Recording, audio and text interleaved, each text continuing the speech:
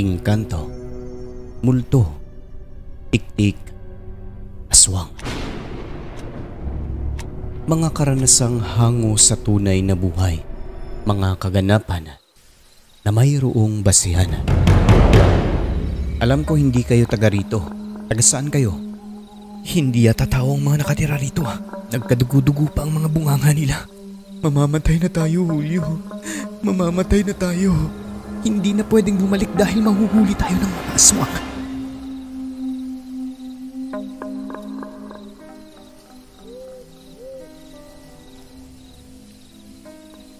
Naalala ko pa ang sinabi ni Lolo kapag ang tao ay nasa sitwasyon na kung saan alanganin, peligroso ang buhay at labis ang takot na nararamdaman, hindi makakaramdam ng gutom at pagod.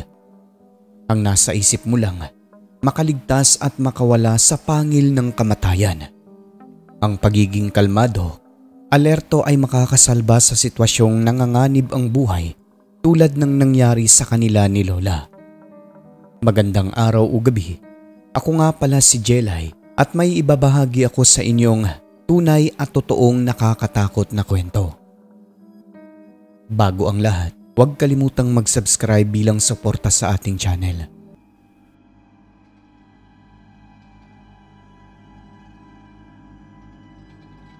Karanasan ito ng aking lolo at lola noong mga panahong magkasintahan pa lang sila. Nangyari ito kung hindi ako nagkakamali, dekada 40 pa sa lugar sakop ng Visayas, matagal ng panahon ang nakalilipas. Ang lolo at lola ko na ito, na itago na lang natin sa mga pangalang Julio at Celia, ay parehong wala na sa mundong ito kasalukuyan. Pero ang kanilang kwentong karanasan sa buhay ay nanatiling buhay na alaala sa aming lahat.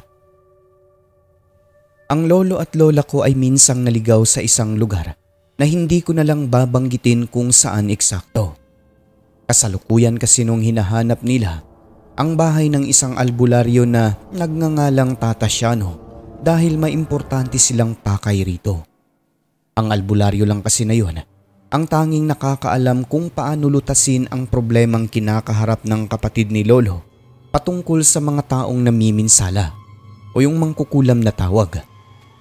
Ang nangyayari kasi noon, binalikan at dahan-dahang pinipinsala ng mga mangkukulam. Mga kamag-anak daw ito ng dating mangkukulam na napatay, kaya mahalaga na makita talaga ang albularyo na si Tata Shano. Kaso nung hinahanap nila, pagdating sa lugar, wala na sa dating tinitirhan. Nalaman nila sa pagtatanong-tanong sa mga taga roon, matagal na palang umalis ang albularyo na yon. Hanggang sa may nakausap silang isang matanda at may sinabi itong lugar kung saan lumipat sila Tata Shano. Matandang naglalakad sa gilid ng daan at may bitbit na maraming parang lamang loob ng kung anong hayop. Talaga ho ba, Manong? Doon namin matatagpuan yung albularyo? Oo, doon siya lumipat. Alam ko dahil nakita ko siya roon. Sige ho, maraming salamat sa impormasyon. Nang malaman nila ang lugar, medyo nag-alangan si Lolo at Lola na tunguhin ito, buhat ng kilala ang baryo na yon na maraming mangkukulam ang nakatira. Ngunit wala silang magawa sapagkat si Tata Shano talaga ang makakaresolba sa problema nila, kaya agad na nilang tinungo ang lugar na yon nang walang pagdadalawang isip. Hay, mag-iingat na lang tayo, Julio. Iwasan na lang natin ang kumain at uminom ng tubig doon, lalo na pag binibigay lang sa atin. Tama ka, Celia. Ganun ang gagawin natin. Walang ibang paraan eh. Namimiligro ang buhay ng kapatid ko. At nang mapadpad na nga sila sa nabanggit na lugar, medyo kinakabahan si Lolo at Lola sapagkat may mga mangkukulam din daw sa lugar na gumagamit ng palipad hangin at yung isa na kung tawagin ay palatay. Habang nag-aabang ng tricycle papasok sa pinakaloob ng baryo na yon, kung saan matatagpuan daw ang albularyo, napansin nilang panay ang pagsipat sa kanila ng iilang taga roon na dumadaan papasok. Siguro, alam ng mga ito na hindi taga roon sina Lolo. Unang tingin naman nila sa lugar, tahimik naman daw, payapa at mukhang masiyahin ang mga tao. Kaso yun nga lang, dahil sa bantog ang lugar na yon pagdating sa mahikang itim, hindi rin talaga sila nagtitiwala. 2:00 pasado ng hapon pagdating nila sa pinakaloob kung saan sila ibinaba ng driver, nagtanong ito sa kanila kung ano ang pakay nila roon. Hinahanap kasi namin Manong ang taong nagngangalang Tata Siano. Isang albularyo po siya. Doon siya dati nakatira malapit sa aming lugar. Lumipat na. Dito raw eh. Baka kilala niyo ho? Albularyo? Parang wala akong narinig na may albularyo dito. Alam niyo bang maraming mangkukulam dyan? Oo Manong, alam namin yun. Mabuti naman. Pasensya na kayo, hindi ko kilala ang sinasabi niyong tao. Magtanong-tanong na lang kayo sa madadaanan ninyo dyan. Baka alam nila. Alam ko hindi kayo taga rito. Taga saan kayo? Sa kabilang bayan po. Nagpunta lang kami rito kasi lumipat dito si Tata Siano eh. Kinakailangan namin siya.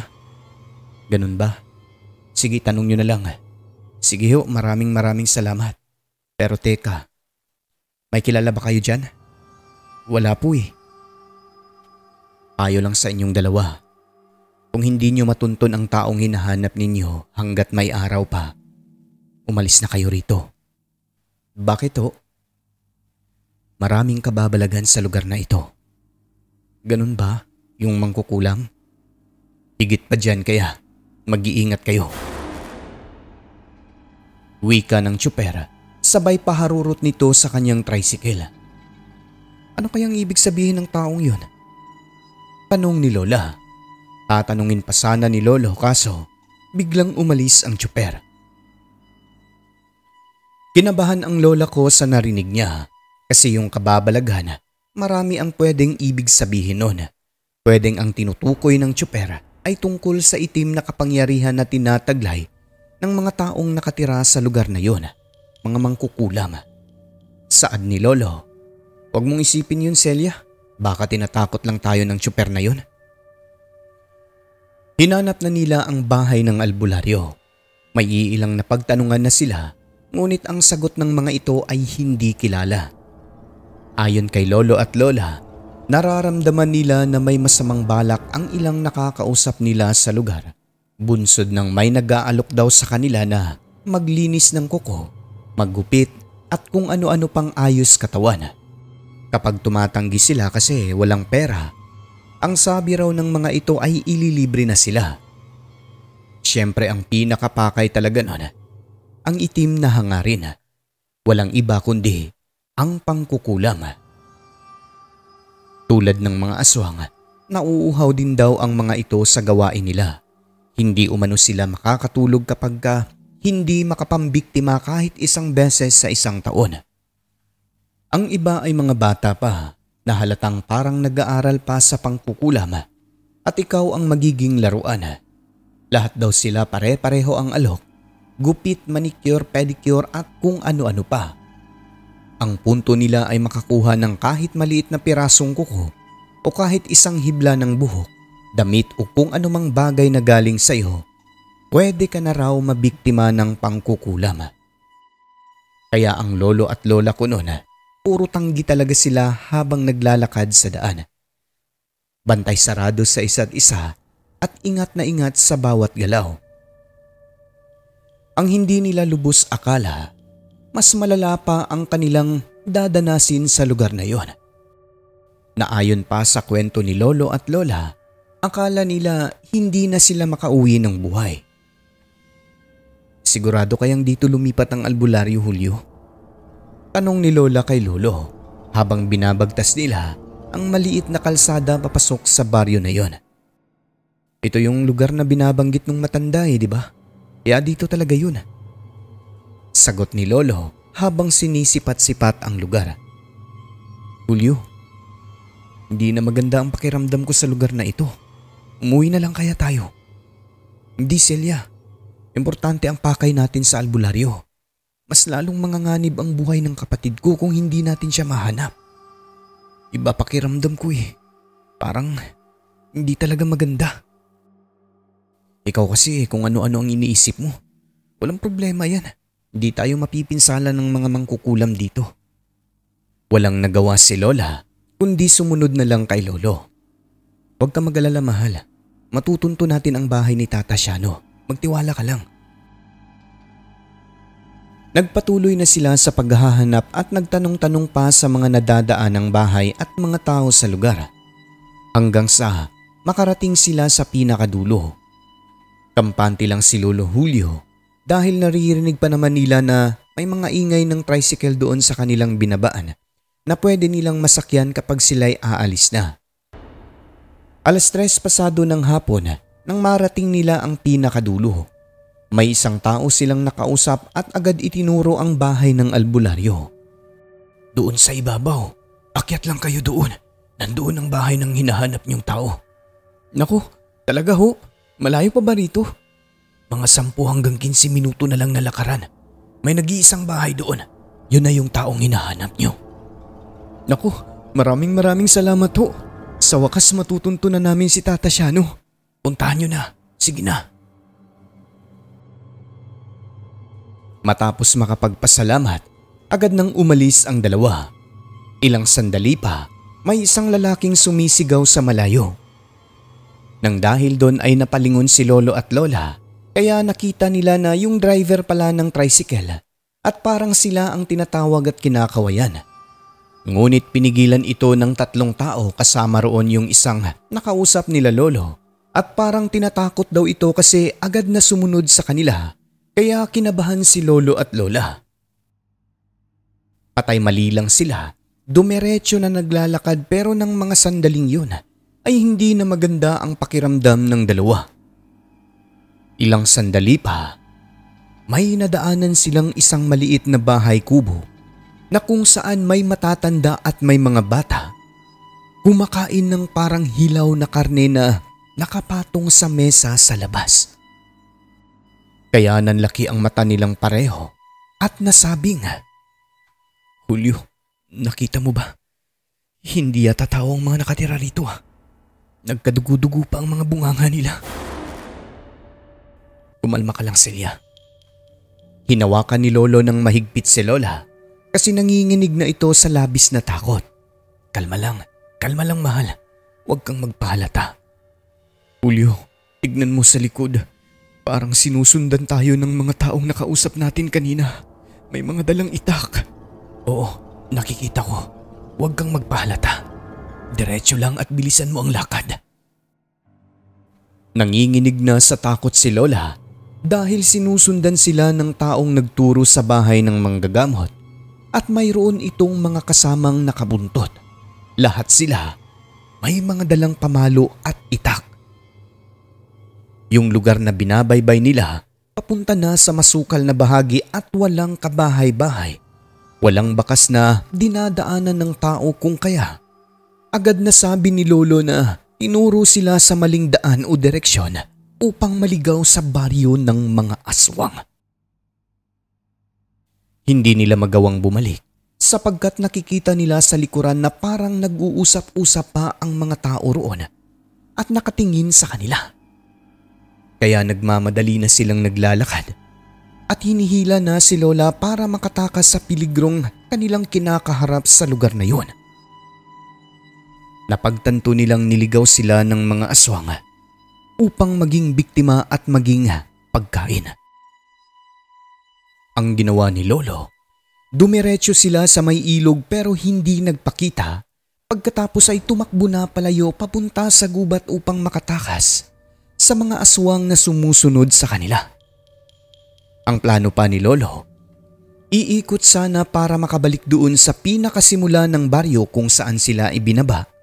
Kaso habang naglalakad sa gubat, naririnig nilang may mga boses sa unahan na parang sila ang hinahanap sa direksyon kung saan sila papunta kung kaya hindi na lamang sila tumuloy doon bagkos dumiretso sila sa pusod ng gubat. Iyak na ng iyak ang lola ko habang nagtatanong kay Lolo. Mamamatay na tayo, Julio. Mamamatay na tayo. Sigurado ka ba sa direksyon na yan? Bahala na, Celia. Dito tayo. Huwag ka nang umiyak. Hindi na pwedeng bumalik dahil mahuhuli tayo ng mga aswang. Tara na. Huwag kang umiyak. Maririnig nila tayo. Takbo sila ng takbo hanggang makarating sa butas sa tabi ng malaking bato na sa pagkakalarawan ni Lolo ay parang dating treasure hunting site. At dahil dumidilim na ng mga oras na iyon, nagpasya na lamang ang dalawa na magpasilong sa loob. Walang tigil naman na lumuluha ang aking lola pero pinapakalma siya ng aking lolo. Pagpasok nila sa butas na iyon, ang gitna noon ay may butas din doon sa mismong daanan papasok at mayroon itong tubig. Ang ginawa ni Lolo, hinubad niya ang kanyang damit tinapon sa kabila pagkatapos ay lumangoy sila ni Lola sa tubig patawid. Ganon din ang ginawa ng aking lola, hinubad niya ang kasuotan para hindi ito mabasa nang sa gayon kapag magpapahinga na sila sa loob ay hindi lalamigin. Wala na silang pakialam nun. Ang importante kay Lolo ay makaligtas sila sa tiyak na kapahamakang kanilang kinakaharap. Pagdating sa pakurubang dulo ng butas na yon, meron ding mga butas na kung saan-saan papasok at lahat ng yon ay hindi pa tapos. Ang isa nito, doon sila pumwesto at nagkubli. Halos hindi raw sila makahinga sa loob, dala ng mabahong amoy at may mga dumi ng paniki, pero tiniis nila yon. Nagyakapan sila sa butas habang nakikiramdam. Mula sa loob, dinig daw nila ang mga yabag ng parang mga taong tila sila ang hinahanap. Alam mong mga aswang, sapagkat naririnig din nila ang malakas na tunog ng wak. Yung iba, mga huni ng baboy. Noong maramdaman nila na parang may pumapasok sa butas, halos hindi na makapagpigil si Lola. Hindi na niya alam ang gagawin. Sisigaw ba o mahihimatay na? Kaya tinakpan ni Lolo ang kanyang bunganga at niyakap ito para lang kumalma. Kumalma ka, Celia. Huwag kang lumikha ng ingay. Ipagpatuloy mo lang ang pagdadasal dyan. Hindi nila malalamang nandito tayo. Hanggang ilang sandali pa, naririnig nila na parang umaalis na. Mabuti na lang, hindi tumuloy ang mga aswang sa dulo kung saan sila nagkukubli. Siguro ay dahil sa tubig sa gitna ng daanan paloob. Malalim ang butas na iyon, puno pa ng tubig kaya malamang yun ang naging dahilan kung bakit hindi tumuloy ang mga aswang. At isa pa, nangangamoy putik silang dalawa nun at mga ihi ng paniki kaya hindi rin sila naamoy. Sa labis na takot ng dalawa, nang gabi na yun ay hindi sila nakaramdam ng pagkagutom.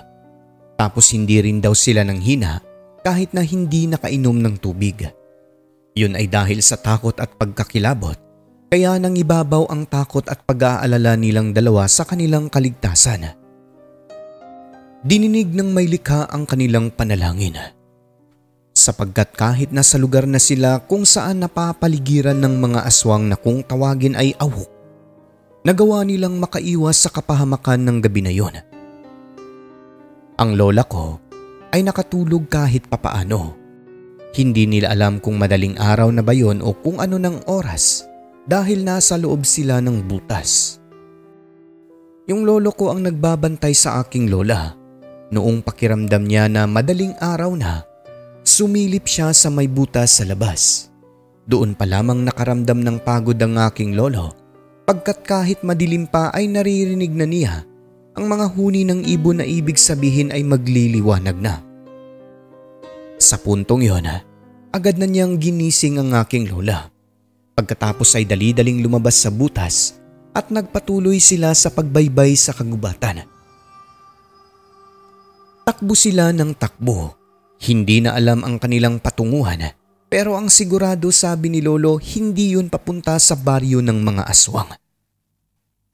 Hanggang sa makarating sila sa isang lugar na kung saan may naaamoy silang usok na parang galing sa nag-uuling. Hinanap ito ni Lolo at Lola at nang mamataan na nga nila, dahan-dahan silang lumapit sa mga ito.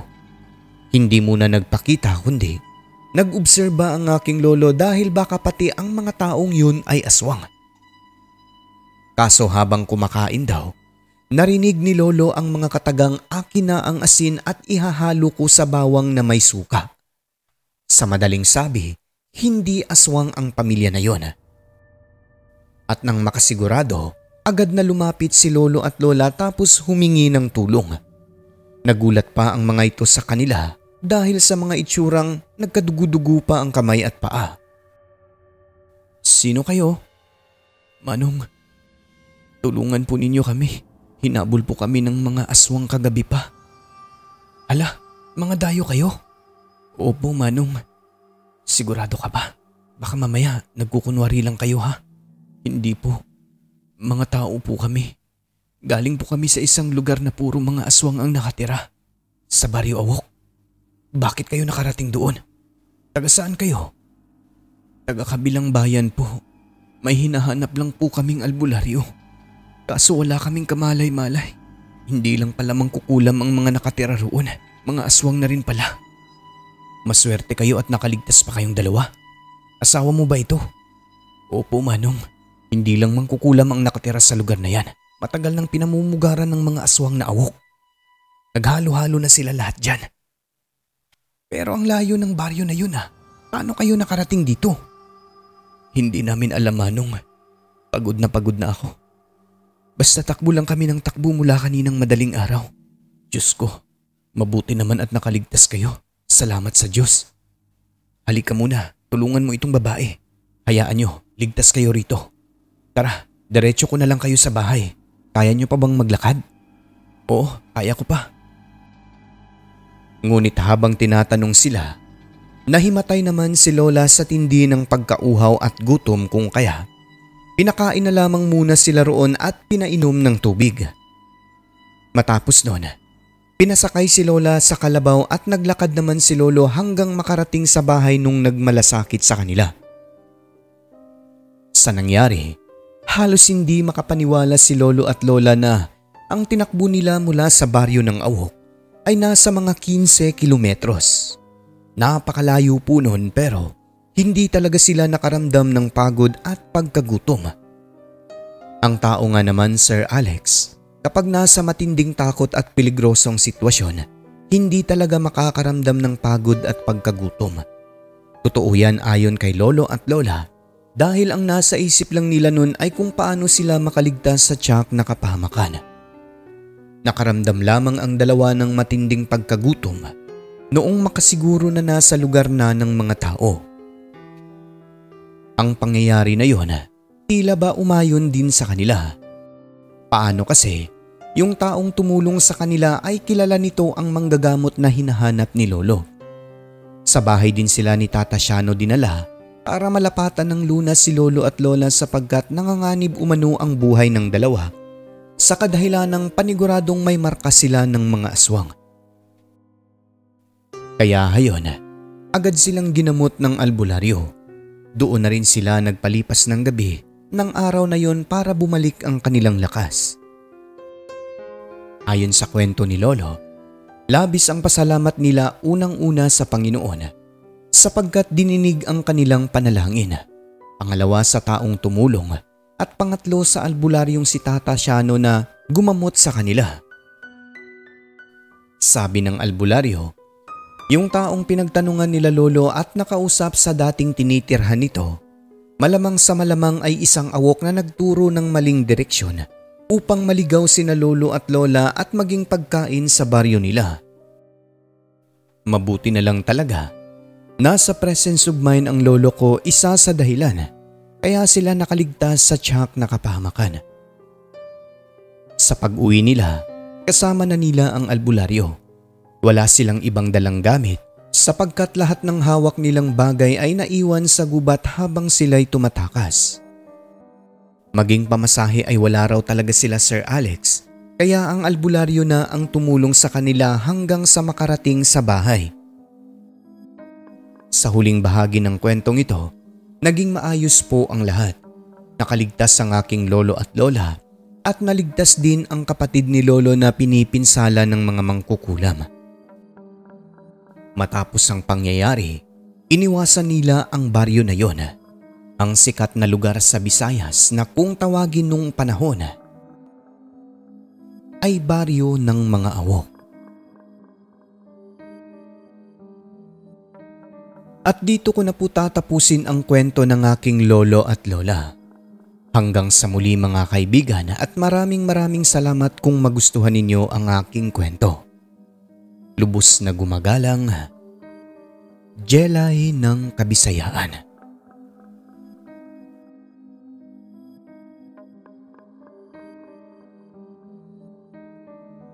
Ang mundong ating ginagalawan, nababalot ng hiwaga at kababalaghan na tanging ang Diyos lamang ang siyang may kasagutan. Ako po si Alex at ito ang Southern Mindanao Creepy Experience.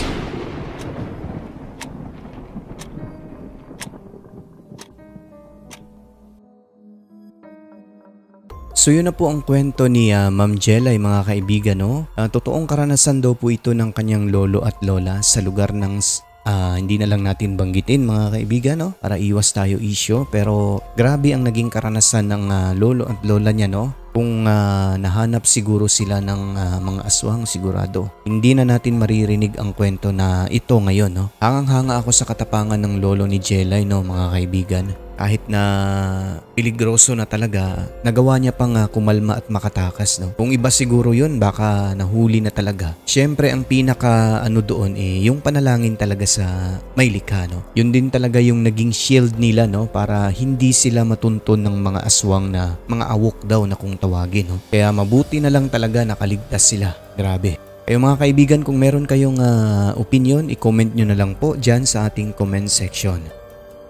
At ngayon ay madako naman po tayo sa ating membership shoutouts, no? Tsaka pala sa mga gusto pang magsuporta sa ating programa mga kaibigan, pwede po kayong mag-join sa ating membership channel, no? I-click nyo lamang po yung join button dyan katabi ng subscribe at ma-shoutout na po kayo, no? In return ng kahit na hindi kayo mag-comment, no? Isa-shoutout kayo kapag sasali kayo sa membership shoutouts. So ayan, binabati natin unang-una si Cheng's channel, pangalawa kay Jeffrey Bunyad, kay Story Hikes of Toski, kay Liam, no? Kay Al Fernando, kay Rose Kim, kay Rancid Horror Stories, kay Mike, kay Susan Dorn na members din sa SMCE Compilation. Maraming salamat Ma'am Susana Dorn, no? Dalawa yung member niya dito sa SMCE at SMCE Compilation. Binabati rin natin si Samantha Cruz, no? Darlene Cabatuan, si Rosary Jayarante rather, kay Esmeralda Jucares, kay Jonizel Alviola, kay Jim Semilia, kay Luis Elmido, last but not the least, kay Madam Christine Olzo, no? All the way from Sweden. Maraming salamat po sa inyong lahat. Sa walang sawang pagtangkilik sa ating programa, nandyan pa rin po kayo, handang sumuporta sa ating